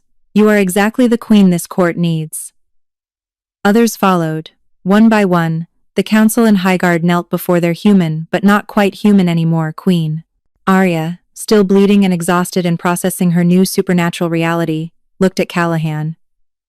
So, I guess the 3 months is over? He laughed, the sound breaking with relief. I guess it is. No regrets? She thought about her clinic, her carefully built isolation, her determination to never let someone else define her worth. Then she felt the mate bond humming between them, solid and true and chosen despite impossible odds. No regrets, she said, though I'm definitely going to need therapy, supernatural therapy. Does that exist? We'll figure it out, he promised. Together. As the sun rose over Moonshadow Court, painting the blood-stained courtyard in gold and silver, a human doctor who'd saved a wolf's life, found herself irrevocably bound to a king who'd waited 10 years to find her. The choice had been made, the bond completed. Everything else would just have to catch up. The aftermath of battle and bonding was bureaucratic chaos wrapped in supernatural politics with a side of medical crisis. Arya spent 3 days in the court's healing wing, not because her wounds were life-threatening anymore, but because every supernatural doctor wanted to study the unprecedented human-turned-mate-bonded hybrid. She was poked, prodded, scanned with equipment that shouldn't exist, and asked endless questions about what she felt, sensed, experienced. It's like having an extra sense, she tried to explain to a healer documenting her case. I can feel Callahan's presence even when he's not in the room, sense his emotions like they're weather patterns, and sometimes I hear things I shouldn't. Conversations 3 rooms away, heartbeats from down the hall. Enhanced senses without the full werewolf transformation, the healer murmured, scribbling notes. Fascinating. Your human physiology is adapting to alpha blood in ways we've never documented. Callahan visited between council meetings, sitting by her bedside with dark circles under his gold eyes and hands that constantly sought contact holding hers, brushing her hair back, reassuring himself she was real and alive in his. You look terrible, Arya told him on day 2. You almost died 3 days ago. I'm allowed to look terrible. But he smiled, and something in her chest unclenched. On day 4, they let her out of the healing wing on the condition she reported any unusual symptoms immediately. Arya agreed, then promptly ignored half the restrictions to attend her first official council meeting as acknowledged mate. The council chamber felt different this time, less hostile, still evaluating, but with something approaching respect. Morgana stood as Arya entered, and everyone else followed suit. Your Majesty, the head council member said, using the title naturally now. Welcome. We have much to discuss. About the rogue attack? Arya asked, taking the seat beside Callahan's throne that had been empty for centuries. That, and its implications. The rogues knew our defenses, our routines, our weaknesses. Someone inside the court fed them information. Morgana's expression was glacial. We have a traitor. The word hung in the air like poison. Who? Callahan demanded, his alpha command making windows rattle. We're still investigating, but evidence points to someone high-ranking, someone with access to security protocols and the king's personal schedule. Morgana hesitated. There's more. One of the rogue leaders survived. We have him in custody. He's offered to trade information about the traitor for leniency. No deals, Callahan started. Wait. Arya leaned forward, her tactical mind, sharpened by years of hospital politics already working. What information? How credible? Morgana looked surprised by the question, then thoughtful. He claims the traitor is working with a larger organization. That the attack on Moonshadow Court was only the beginning of a coordinated effort to destabilize werewolf leadership across North America. A coup, one of the younger council members said. Pack wars on a continental scale. Arya felt Callahan's rage through the mate bond, a living thing that wanted to tear and burn and destroy. She touched his hand, grounding him. Then we need that information, she said calmly. Not a deal, exactly. But leverage. What does he want beyond leniency? Protection. He claims if he talks, the organization will send assassins. Morgana's jaw tightened. He wants sanctuary. Witness protection, werewolf style. Absolutely not, Morgana said. He's responsible for 3 Highguard deaths and he has information that could prevent hundreds more, Arya interrupted. I'm not saying forgive him, but if he can identify the traitor and expose this organization, isn't that worth keeping him alive? The council members exchanged glances. This was new territory, a human queen participating in supernatural politics, offering strategic input. It's not traditional, one elder ventured. Nothing about this situation is traditional, Arya countered. But I spent 6 years in a hospital where politics killed more patients than disease. I know how to spot patterns, how to read power plays. This organization? They're probing for weakness. The rogue attack wasn't meant to kill Callahan, they could have sent more forces for that. It was meant to test response times, defensive capabilities, internal cohesion. She stood, moving to the tactical map on the chamber wall. They're gathering intelligence for a larger assault, which means we need to move first. Use the rogues' information to identify the traitor, then feed false intelligence back through their network. Make them think we're weaker than we are. Draw them into a trap. Silence. Every council member staring at her like she'd just spoken a foreign language. That's actually brilliant, Saskia said from her guard position. Classic counterintelligence strategy. Callahan looked at Arya with an expression that made the mate bond pulse with warmth. You've been here 4 days and you're already restructuring our defense strategy. Is that a problem? She asked. No. His smile was fierce with pride. It's perfect. The council will implement Dr. Winter's suggestion. Morgana, arrange the rogues' transfer to secure holding. Saskia, assemble a team to begin counterintelligence operations. The rest of you, start reviewing anyone with high-level security access. I want names by tomorrow. As the meeting adjourned and council members filed out, many stopped to nod at Arya with something approaching approval. Even Morgana paused. Your Majesty, she said to Arya specifically. Perhaps I underestimated what humanity could bring to our court. Strategic thinking unclouded by pack politics or supernatural bias. It's refreshing. After she left, Callahan pulled Arya close, his breath warm against her temple. You're incredible. You know that? I'm just applying hospital administration skills to supernatural problems. Same politics, higher stakes, more fur. But she leaned into him, exhaustion suddenly overwhelming. Callahan? I need to go back to Pinecrest. Soon. Check on my patients, make sure the town's okay, pack up my things if I'm really staying here permanently. He stiffened. You want to leave? I want to transition, she corrected. I left without saying goodbye. Left Jamie without a job. Mrs. Chen without her doctor. An entire town thinking I abandoned them. I need closure. They need to see I'm okay. Through the mate bond, she felt his fear that if she went back, she realized this supernatural life wasn't worth it, that she'd choose her old safe existence over the chaos he represented. I'm not running, she promised. But I need to close that chapter properly. Can you understand that? He nodded slowly. I'll come with you. High guard escort. Full security. We'll make it safe. Callahan? Non-negotiable. You're my mate. My queen. Every rogue in North America now knows exactly what you look like and where you used to live. I'm not letting you go back unprotected. She wanted to argue, to prove she could handle it alone. But the mate bond whispered that this wasn't about trust. It was about love. About him needing to know she was safe the same way she'd needed to save him from bleeding out in her parking lot. Okay, she agreed. But we're taking my car. I refuse to show up in Pinecrest on a motorcycle convoy like some kind of werewolf biker gang. He laughed, and it felt like sunlight after storm.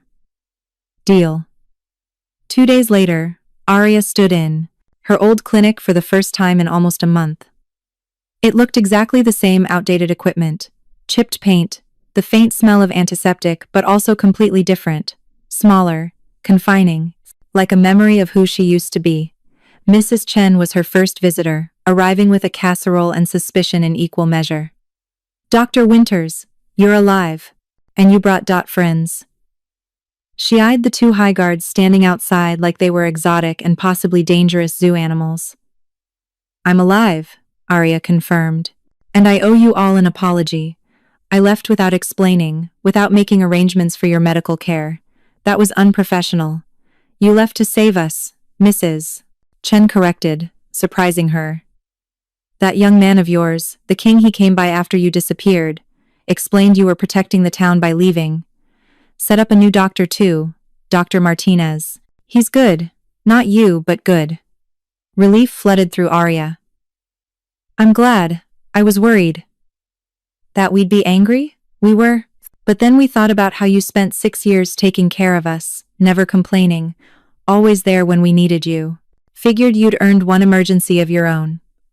Mrs. Chen's expression softened. You look different. I feel different. Arya touched the mate mark on her neck, still healing. A lot has changed. Are you happy? The question caught her off guard. Was she happy?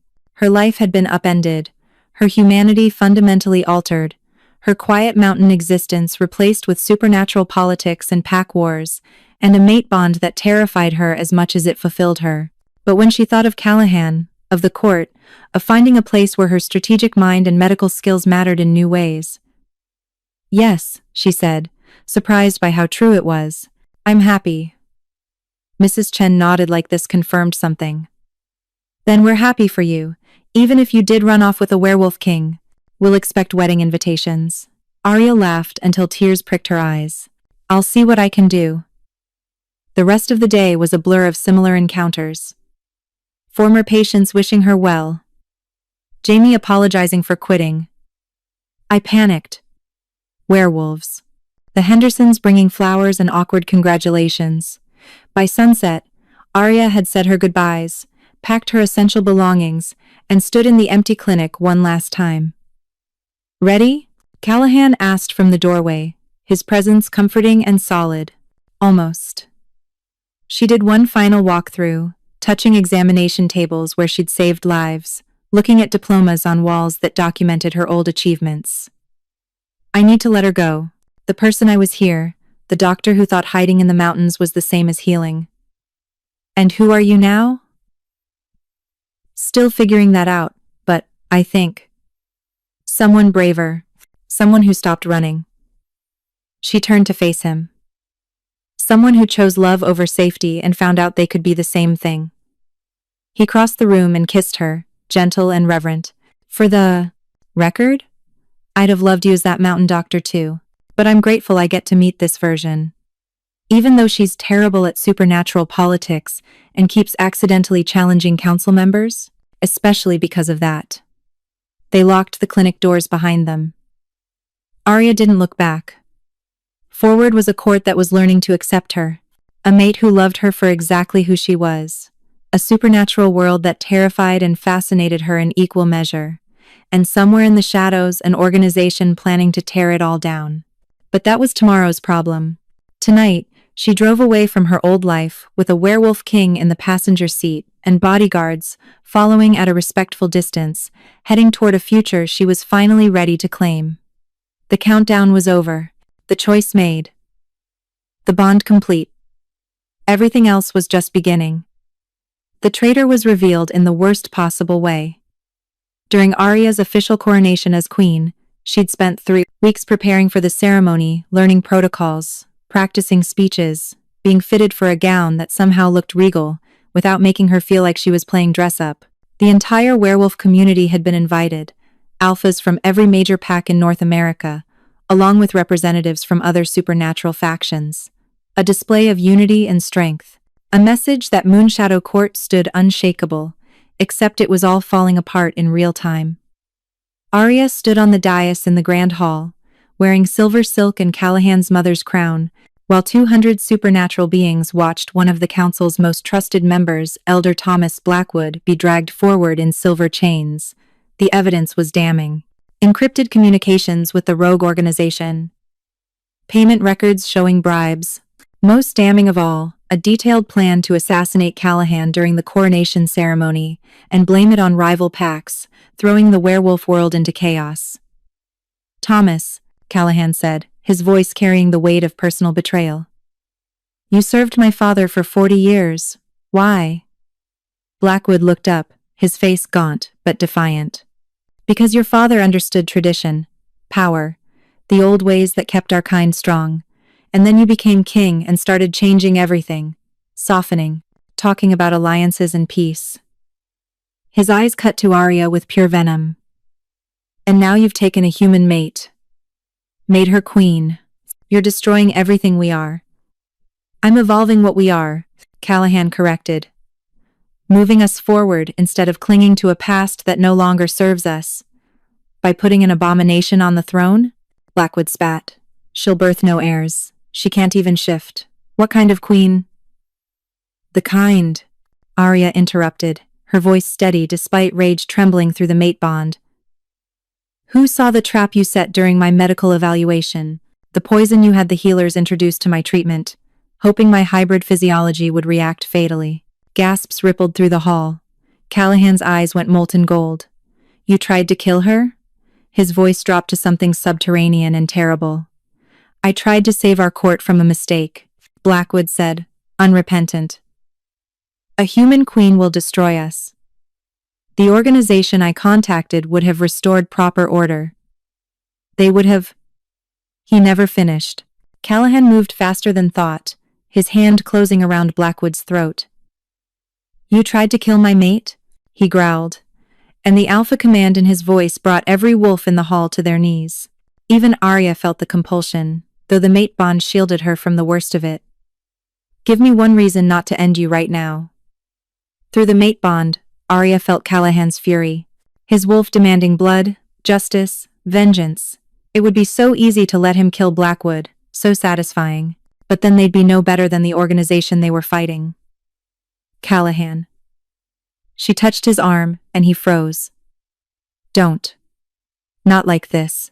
Not in rage? He tried to kill you, Callahan said, his voice breaking. He poisoned you, planned your death. I know, and I'm furious too. But this? She gestured at Blackwood, at the hall full of witnesses. This is exactly what they want. For you to lose control, to look like a tyrant, to prove their propaganda that you're unfit to rule. She stepped forward, addressing the gathered alphas and council members. Elder Blackwood betrayed this court because he feared change, because he couldn't imagine a future different from the past. But that fear doesn't excuse attempted murder. It doesn't excuse treason. He'll face justice, real justice, through proper channels, and everyone will see that Moonshadow Court operates by law, not vengeance. Morgana stepped forward, her expression conflicted. Your Majesty is correct. The punishment for treason is exile. Blackwood will be stripped of rank, marked as rogue, and cast out. No pack will shelter him. He'll die alone. Worse than death, someone murmured. For a werewolf, being cut off from pack bonds was psychological torture. Arya felt a flicker of pity despite everything. There's more, Saskia announced, approaching with documents. We've traced Blackwood's communications, the organization behind the rogues, behind the attacks they call themselves the Purists. Their goal is to eliminate all non-wolf supernatural influence from werewolf society, mixed species relationships, alliances with other factions, any evolution beyond traditional pack structure. How many members? Callahan demanded. Unknown, but they have cells in at least 20 packs. And they're preparing something big. Multiple coordinated attacks designed to destabilize werewolf leadership and install their own chosen alphas. Arya's strategic mind was already working. When? Within the next month. The coronation was supposed to be their opening move. The hall erupted in discussion. Alphas conferring with their advisors, council members arguing protocol. Chaos barely controlled. Arya looked at Callahan and saw her own fear reflected back. They'd stopped one attack, but a war was coming.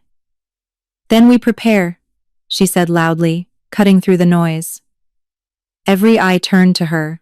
The Purists want to isolate us, turn us against each other, prove that change is weakness. So we do the opposite. We reach out to every pack, every supernatural faction willing to stand against extremism. We build alliances so strong that attacking one means attacking all. A unified front, Celestine murmured, her silver eyes distant with vision. I see it, different species, different packs, standing together against the fire. It's unprecedented. Good, Arya said. Unprecedented seems to be my specialty. Callahan smiled despite the tension. Alphas of North America, he addressed the hall, his command making the words reverberate. You came here to witness a coronation. Instead, you've witnessed betrayal and revelation of a threat that endangers us all. The question before you now is simple. Do we face this threat divided, as individual packs fighting for survival? Or do we stand together? Silence, loaded with centuries of pack rivalries and territorial disputes. Then a woman stepped forward, Alpha Valeria, Stormborn of the Northern Territories, known for her fierce independence. I'll stand with Moonshadow Court. Not because I agree with everything you're doing, Callahan, but because the Purists are a cancer. We cut them out, or they kill us all. One by one, other alphas added their support. Not all, some left immediately, unwilling to join what they saw as a doomed alliance. But enough stayed, enough to make a difference. As the hall slowly emptied, Arya stood beside Callahan on the dais that was supposed to host her triumph and instead had become a war council. Well, she said wryly, that wasn't exactly the coronation I imagined. No? He pulled her close, careful of the crown still perched on her head. What did you imagine? Less attempted assassination, more cake. But she leaned into him, drawing strength from his presence. Callahan, what if we can't stop them? What if the Purists win? Then we'll have failed together. But Arya? He tilted her chin up, his gold eyes fierce. We're not going to fail, because they're fighting for a past that never really existed. We're fighting for a future that's actually possible. Hope always beats nostalgia. That's surprisingly optimistic for a werewolf king. I have a surprisingly optimistic human queen. He kissed her, gentle despite the chaos surrounding them. Whatever comes next, we'll face it together. That's what the mate bond means. Not just love, but partnership, equals. Through the mate bond, Arya felt his absolute certainty. His unshakable belief that together they could handle anything. And maybe, just maybe, he was right. So, she said, stepping back and adjusting her crown. I guess we should probably finish this coronation at some point. I'm already wearing the outfit. Callahan laughed, the sound filling the emptying hall with warmth. Your Majesty, are you suggesting we proceed with a formal ceremony after everything that just happened? I'm suggesting that the purists wanted to stop this coronation because it symbolizes everything they hate: change, unity, hope. So yes, let's absolutely finish it. Let's make it loud and proud and impossible to ignore. His smile was brilliant. I love you. I love you too. Now let's go be insufferably optimistic rulers and make some extremists very angry. They reconvened the ceremony an hour later with the remaining alphas and court members. It was smaller, more intimate than planned, but somehow more meaningful. When Morgana placed the formal crown on Arya's head and declared her Queen of Moonshadow Court, the wolves who remained howled their approval. The sound echoed through the mountains, a declaration of alliance and defiance. In the shadows beyond the court, members of the Purists heard that howl and knew their opening gambit had failed. But the war was far from over. It was only just beginning. The unified front held for exactly 2 weeks before the first cracks appeared. Alpha Marcus Ironjaw of the Eastern Seaboard Pack was found dead in his home, throat torn out by what appeared to be rogue wolves. His second-in-command immediately blamed Moonshadow Court for insufficient protection and withdrew from the alliance. 3 days later, a fire destroyed a neutral meeting ground where different packs had been negotiating terms. No casualties, but the message was clear: nowhere was safe. The Purists were moving. Fast, coordinated, brutal. Arya stood in the war room, formerly a library, now covered in maps and tactical displays, watching red markers multiply across North America. Each one represented an attack, a defection, a pack choosing isolation over cooperation. We're losing ground, Morgana said grimly. For every pack that joins us, 2 pull back. The Purists are creating fear faster than we can build trust. Then we need to cut off the head, Saskia suggested. Find their leadership and eliminate them. If they have centralized leadership? Callahan countered. Everything we've learned suggests a decentralized cell structure. Taking out one cell just activates others. Arya studied the attack patterns, her medical training helping her see what others missed. The attacks weren't random. They formed clusters, radiating from specific geographic points. There, she pointed to 3 locations on the map. Portland, Denver, and Atlanta. These are coordination hubs. Every attack traces back through one of these cities. Celestine appeared in the doorway, her silver eyes wild. The vision is clearer now. Fire consuming the courts, alphas turning on each other, and at the center, she focused on Arya. You're the catalyst for everything. The Purists won't stop until you're dead because your very existence disproves their ideology. Comforting, Arya muttered. But there's more. Celestine moved to the map, her finger hovering over Portland.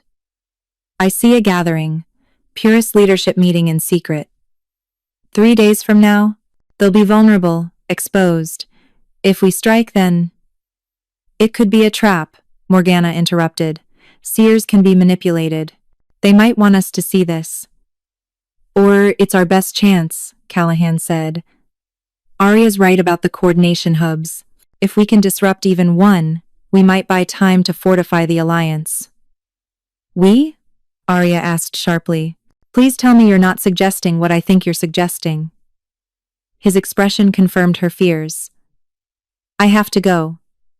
Show strength. Lead from the front. And walk directly into what might be a trap specifically designed to kill you?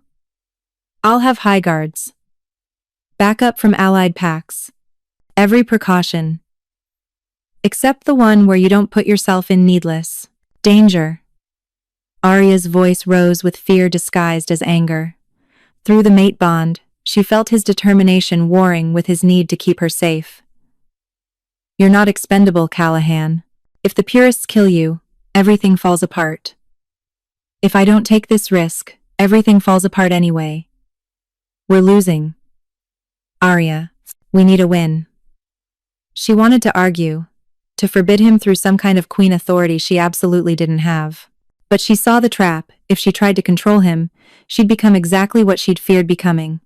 Someone who lost herself in the relationship. Fine, she said, voice tight. But I'm coming with you. Absolutely not. Not negotiable. You said we're partners, equals. You don't get to protect me by excluding me from strategy. She crossed her arms. Besides, I have advantages none of your wolves do. I think differently. See patterns others miss. You need me. I need you alive. And I need you to trust me. The mate bond flared between them, carrying the weight of every fear they'd been suppressing. Callahan, I can't just stand here waiting for you to come home. It'll break me. I'd rather die fighting beside you than spend my life wondering if you're coming back. Silence fell over the war room. Every council member and highguard pretending not to witness the argument. Finally, Saskia spoke. She's right, Your Majesty, about thinking differently. During the rogue interrogation, Dr. Winters noticed behavioral patterns our people missed. Her human perspective is an asset. Traitor, Callahan muttered, but there was no heat in it. Morgana surprised everyone by adding, the Queen Consort has proven herself capable. Perhaps it's time we stopped treating her like delicate human and started treating her like the strategic mind she is. Callahan looked at Arya for a long moment. She felt his fear through the mate bond, his desperate need to wrap her in protection and never let danger near. But she also felt his respect, his understanding that she'd suffocate under that kind of protection. You stay within 10 feet of me at all times, he said finally. You wear full protective gear, and if I say run, you run. No arguments. Deal. She knew when to take the victory. Gods help us all, he murmured.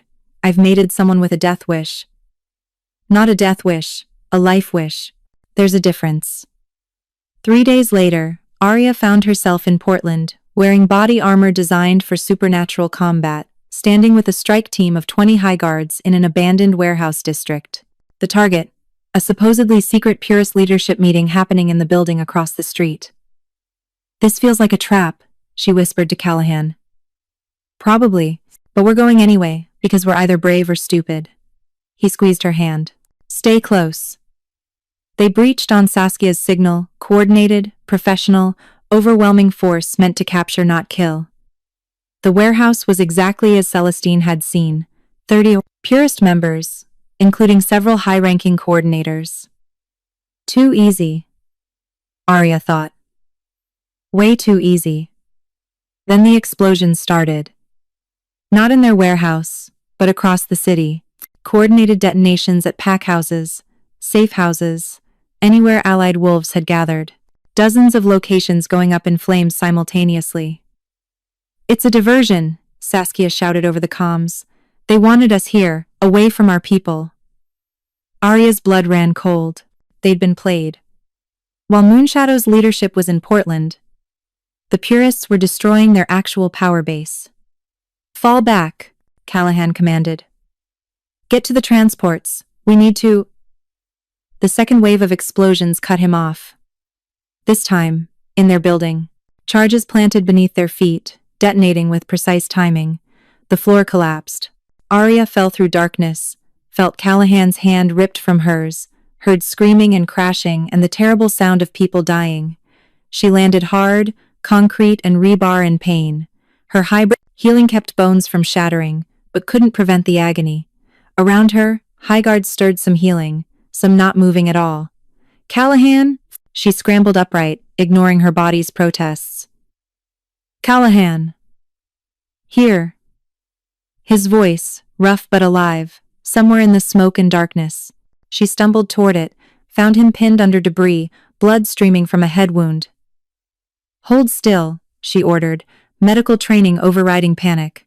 She assessed quickly concussion, possibly cracked ribs, but alive. Healing already starting. Above them, footsteps. Dozens of them. Purest reinforcements poured into the ruined warehouse. Not to capture, to finish the job. Touching, Blackwood's voice said. Arya looked up to see the exiled elder stepping through the smoke, armed and backed by an army. The human queen trying to save her mate. How noble, how useless.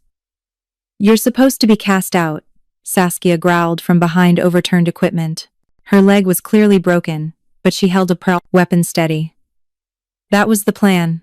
Make you think you'd won, while we prepared the real assault. Blackwood smiled. Every pack house, every safe location you thought was secure, we've known about them for months. Tonight, we burn it all down. Moonshadow Court, your precious alliance. Every wolf who chose change over tradition. By morning, there won't be enough left to matter.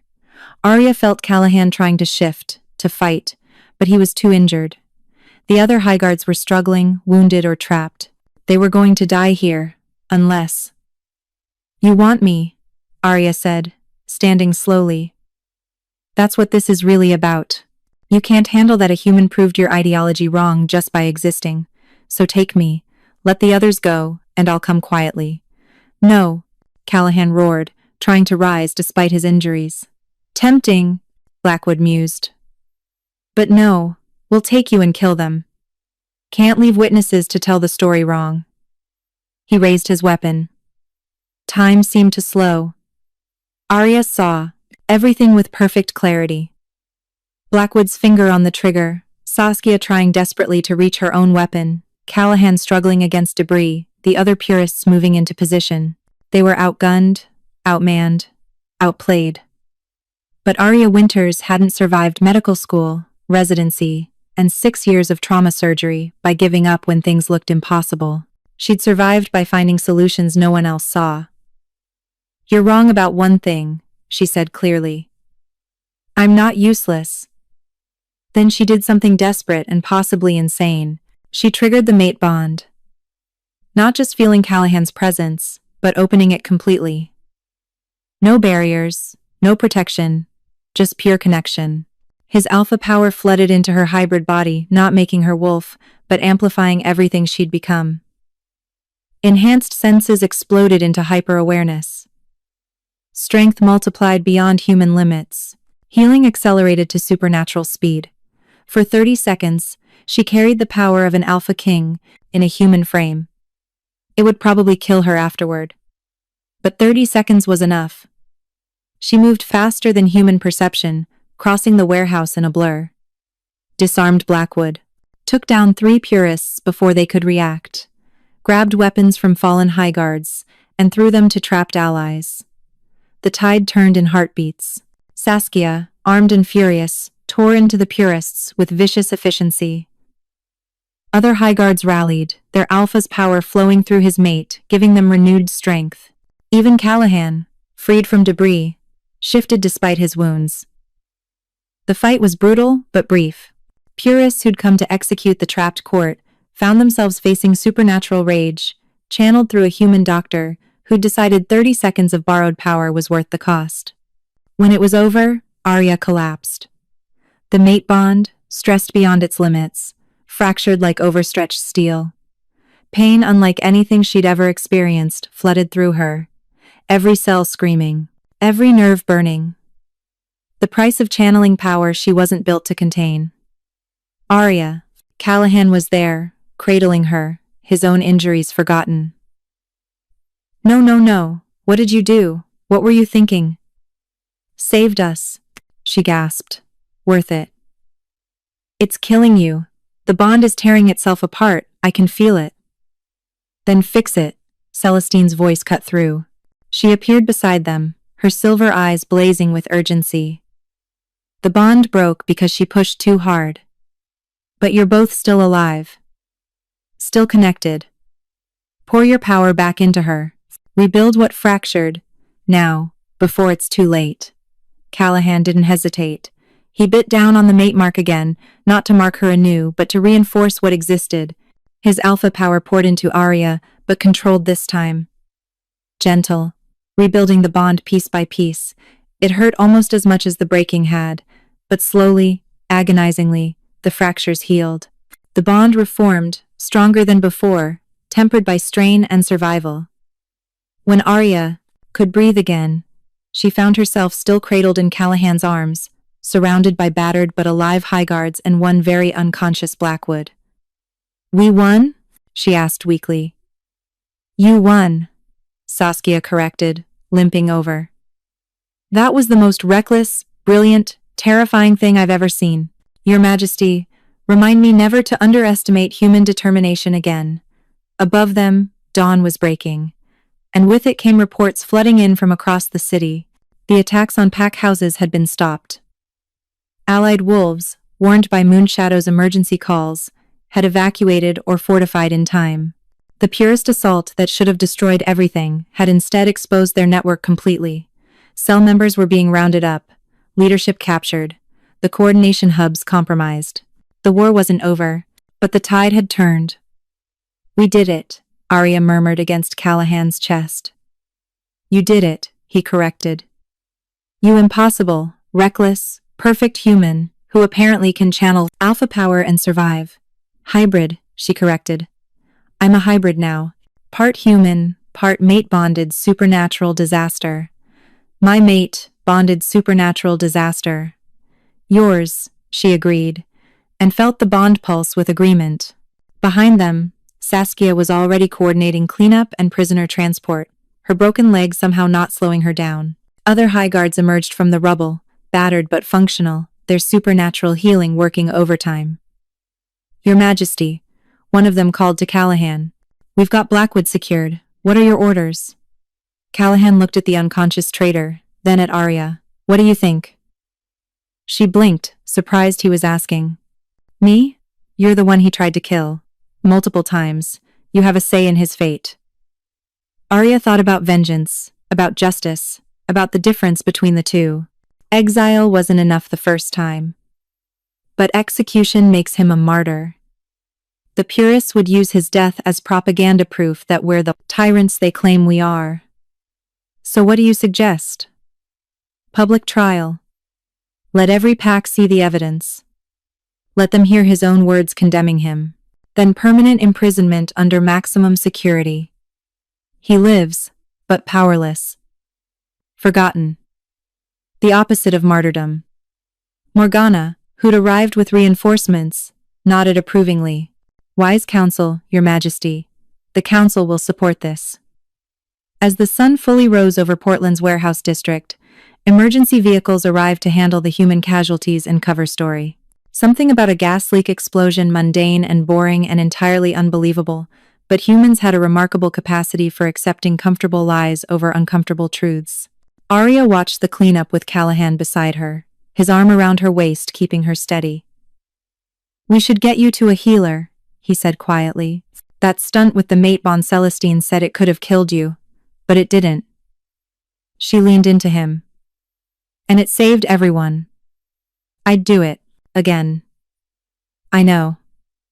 That's what terrifies me." But his voice was warm, proud. "You're going to give me a heart attack before I'm 40. You're a werewolf. Pretty sure you're functionally immortal." "Not if my mate keeps doing things that stop my heart." She laughed despite the exhaustion, the pain, the sheer insanity of everything that had just happened. "Fair point. I'll try to be more boring going forward." "Please don't. I fell in love with you exactly as you are, reckless heroism and all." The words settled over her like a warm blanket. Love. Not just the mate bond, not just supernatural destiny, but real, chosen, complicated love. "I love you too," she said. "Even though you dragged me into a supernatural war, and your counsel terrifies me, and I'm pretty sure I'll never fully understand pack politics." "That makes two of us," he admitted. I've been king for 5 years and still don't understand half of what the council argues about. But with you here, it feels manageable. Like maybe I don't have to carry everything alone anymore. They stood together in the wreckage of what should have been a massacre, holding each other while around them the pieces of their world slowly reassembled. Not the same as before, some things had broken too thoroughly for that, but into something new. Something stronger. Saskia approached, her leg already in a temporary brace. Your Majesties, we've received word from the other coordination hubs. Atlanta and Denver Purist cells have been raided simultaneously. We have their leadership in custody, and their networks collapsing. This isn't over, but we've won the battle, Arya finished. The war will take longer. Wars always do, Callahan said. But we'll face it together, all of us. He raised his voice, addressing the assembled High Guards, the allied pack members who'd arrived as backup, everyone who'd fought and bled and survived. What happened tonight proves something the purists can never accept. We're stronger together than we ever were divided. Human and wolf, different packs, different perspectives, united not by force, but by choice. A howl went up from the gathered wolves, not of mourning, but of triumph, of defiance, of hope. Arya, who still couldn't howl properly, simply squeezed Callahan's hand and felt the mate bond pulse with contentment. They had a long road ahead, rebuilding the alliance, rooting out remaining purist cells, healing the wounds physical and political this conflict had created. But for the first time since finding a wounded wolf in her parking lot, Arya felt certain they'd make it through. Not because it would be easy, but because they had something the purists would never understand. The strength that comes from accepting change instead of fighting it. The power of choosing your own destiny instead of letting fear choose for you. She was a human doctor who'd saved a werewolf king's life. Now she was a hybrid queen helping him save their world. Same person, different chapter. But finally the right story. 6 months later, Moonshadow Court looked nothing like the fortress Arya had first seen. The walls still stood strong, but now they were covered in murals, painted by artists from different packs. The courtyard, where she'd first arrived now, hosted a weekly market where wolves and humans traded goods and stories. The Grand Hall, where she'd been coronated, had become a meeting space for the Allied Pack Council representatives from 43 packs who'd chosen cooperation over isolation. The purist threat hadn't vanished entirely. Small cells still operated in remote areas, still clung to their ideology of separation and tradition, but their power had been broken, their leadership imprisoned or scattered. Their message of fear replaced by a louder message of hope. Arya stood in what had once been a weapons room, and was now her medical clinic. A compromise she'd insisted on. She was queen, yes, but she was also a doctor. She'd treat anyone who came through her doors, pack member or not, supernatural or human. Currently, she was stitching up a young wolf who'd gotten into a fight with a rival pack member during a training exercise.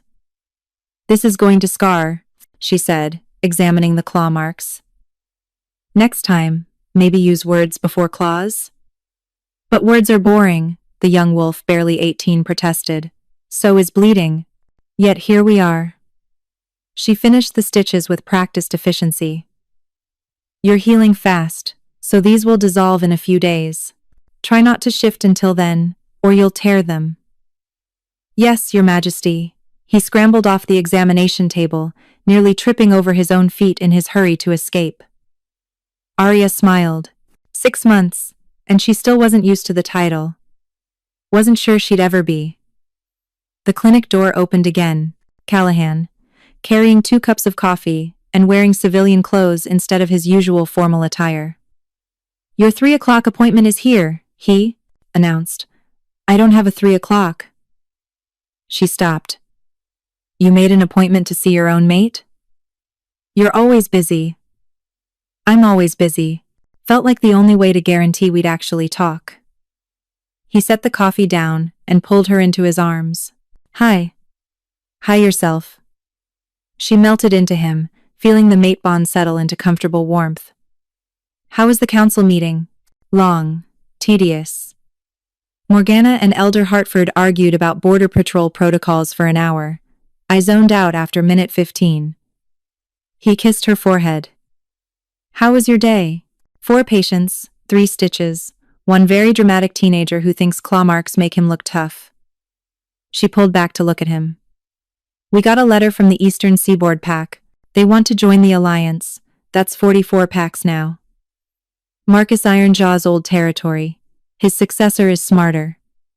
Callahan's expression was thoughtful. We're building something real, Arya. Something that might actually last. We're trying. That's all anyone can do. They stood together in her clinic, comfortable silence stretching between them. Through the window, Arya could see the courtyard market in full swing. A human vendor selling honey to a werewolf family. A young witch demonstrating divination techniques to a curious crowd.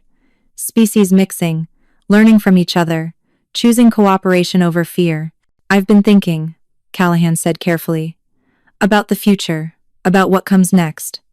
Ominous opening. Should I be worried? No. Maybe. I don't know.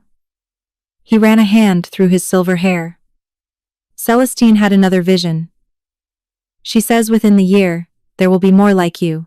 Humans who accept mate bonds with supernatural beings. The first generation of hybrids who choose to bridge both worlds. Arya's breath caught. More hybrids. People who won't have to figure this out alone. Exactly. And she thinks we think they'll need guidance.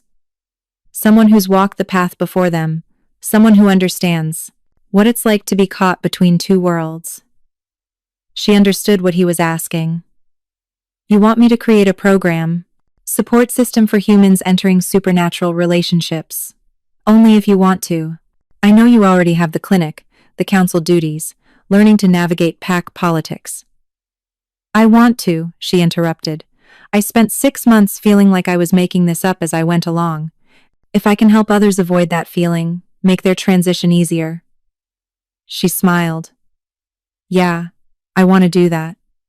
He kissed her. Slow and sweet. Have I mentioned lately that I love you? Not in the last hour. I was starting to worry. I love you. You're brilliant and compassionate, and you make me want to be better than I am. You're already pretty good, for a werewolf king who nearly bled out in a parking lot. That was the best night of my life. You almost died. I met you. Fair trade. He pulled her closer. Arya, I know these 6 months have been chaos. The purest war. The political aftermath. Building the alliance. We've barely had time to just be together. But I want you to know that every moment, even the terrifying ones, I've been grateful you chose this. Chose us. Through the mate bond, she felt the depth of his love, his certainty, his absolute commitment to facing whatever came next together. I'm grateful too, she said quietly. I spent 6 years hiding in the mountains, convinced that being alone was safer than being vulnerable. You showed me that the scariest thing I could do was also the right thing. Accepting a mate bond with a cursed werewolf king was the right thing. Choosing love over fear was the right thing. The werewolf king was just a bonus. She grinned.